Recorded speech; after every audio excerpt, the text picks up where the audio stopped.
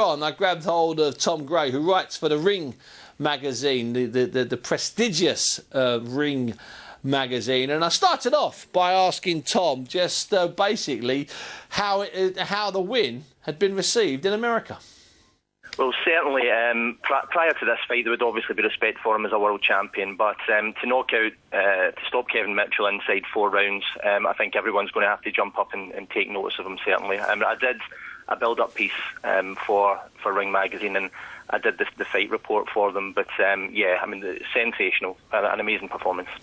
Now, it's an interesting thing, Tom, and I don't know what you think about this, but if any of the existing lightweight world champions or top challengers, I'm thinking about Adrian Broner, if they'd have come over to Britain and if they'd have stopped Mitchell in 4 rounds, the Americans and the online community would be going crazy. Well, yeah, I mean, that's definitely, that's all down to prestige. I mean, Broner is getting developed as the next superstar, isn't he? So, yeah, I mean, at the end of the day, Ricky Burns is a lot more quiet as a character than Adrian Broner. But, you know, they're going to have to take notice, Stephen. It's certainly, his name is across the Atlantic now. He's also going over to Vegas in a couple of weeks, and hopefully, you know, things come good for him. He needs to make the transition into to big fight territory overseas in the Atlantic and really make a reputation for himself. But in all fairness, DeMarco, Vasquez and Broner, they've never been in big fights and they wouldn't know what 10,000 fans look like. We sometimes tend to forget that. No, definitely. I mean, the last loss that DeMarco had was against Edwin Valero, who was a superstar before he tragically passed away. And Vasquez has got losses to Alvarez and to Bradley. But I mean, they are tidy, Steve. I mean, he would get good plaudits for that. Tom, don't confuse good fighters with good box office. There was a guy called Ricardo Lopez, was one of the greatest fighters in history. He used to fight fifth on the bill when Mike Tyson fought with Christy Martin 4 places above him. He retired undefeated. Him and Rocky Marciano share something. If I had a picture of Ricardo Lopez and a kangaroo, most boxing people wouldn't be able to pick out the Mexican. He was a great fighter. He wasn't great box office. Never confuse the two.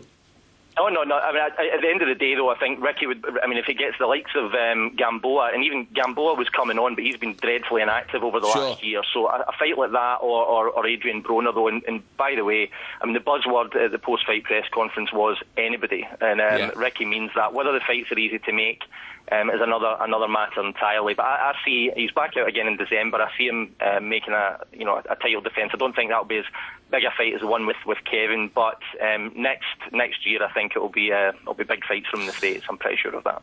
And when you talk to the people at Ring, the people that commission you to do the stuff, Tom, are they excited? Are they more excited now than they were before this fight, or before the Moses fight, or before the Katsidis fight?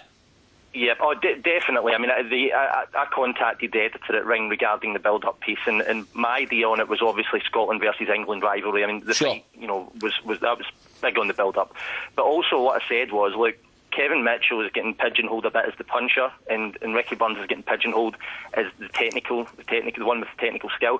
Whereas I felt Kevin, as much as he can punch, he's a fine boxer. And Ricky, since he's moved up to lightweight, since he's been given that freedom to apply strength training, since he's moved up to 135, you know, he's very, very strong. He's punching harder in sparring, and it's translated now over to his performances in the ring themselves. I mean, they told, off the record, when I was up at camp 5 or 6 times, all they ever said was they were going to fly for Kevin Mitchell's throat. There was no talk really about going in the back foot or counter punching. Off the record, they said, we'll be flying from this. Will be a fight that not many people would expect. Well, it certainly wasn't a fight that many people expected, including the bookies, who had that round as wide as about 60-1. Some of them, most of them, were at the 50s. You get better odds on that than you could on Mike Tyson stopping somebody in 1 round. How about that, Tom? Tom, let me ask you this. There was another guy on the bill, to use an American word, the comebacking Scott Harrison. First fight a couple of months ago was a lot of fun, devoted fans, not much in front of him. Saturday, it looked like it would all be over in a round. Crowd beautifully warmed him, received him in the ring, and then he had to work. What's your gut feeling now, or what's the word? What are you hearing up there in Scotland about Scott Harrison's future? Well, I mean, certainly one thing was confirmed, and that's he's still got the fans on his side. I mean, the place exploded when he entered. being honest, Steve, I think it's way too quick for him. And if you're going to get a world title fight, you need to earn it. And 2 back-to-back journeymen doesn't fill that criteria. He needs to win something good domestically, and needs to go in there and fight, say, a John Murray, which was a fight that was talked about for a bit, and then it fell through.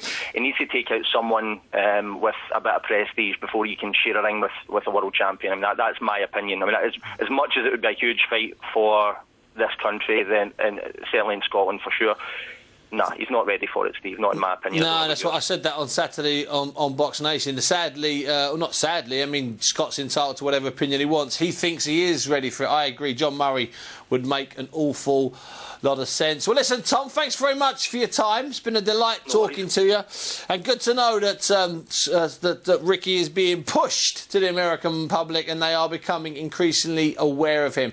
And perhaps some of those Americans and some of those online people that rave so much about all of the Americans and the American-based world champions, perhaps they should speak to Michael Buffer, and he'll tell them. Yep, definitely. And he'll tell them. Thanks for having me, mate. Absolutely, and he'll tell them what a fanatic is like. Listen, Tom, thanks very much indeed. Nice speaking to you.